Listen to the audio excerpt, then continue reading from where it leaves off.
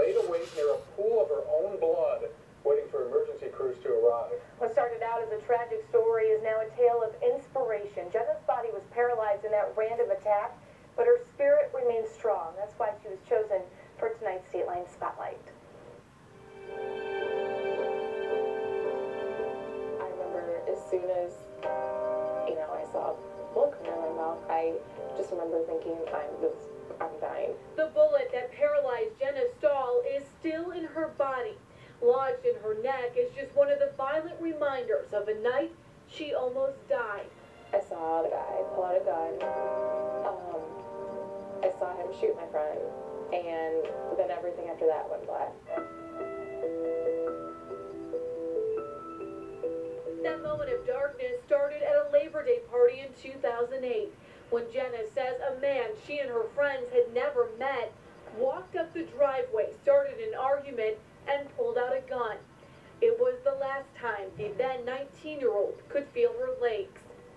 I still didn't really understand. I was just like, okay, I must be in shock or something.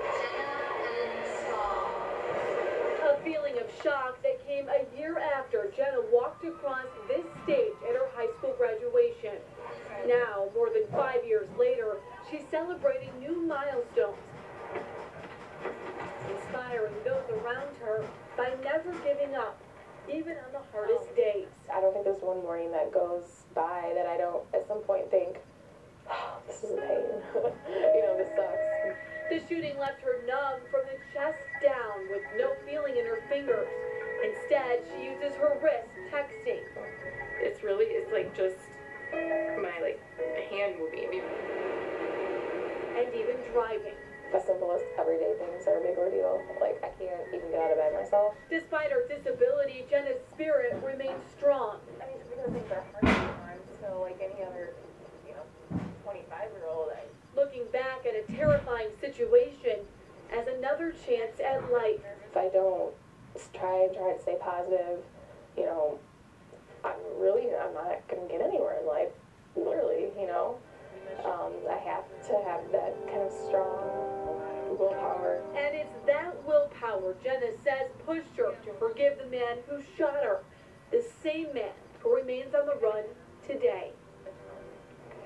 And again, that suspect on the run, Jenna does forgive the man who shot her and wants to help others going through the justice system. While she feels bad for the victims, she says she wants to reach out to the offenders.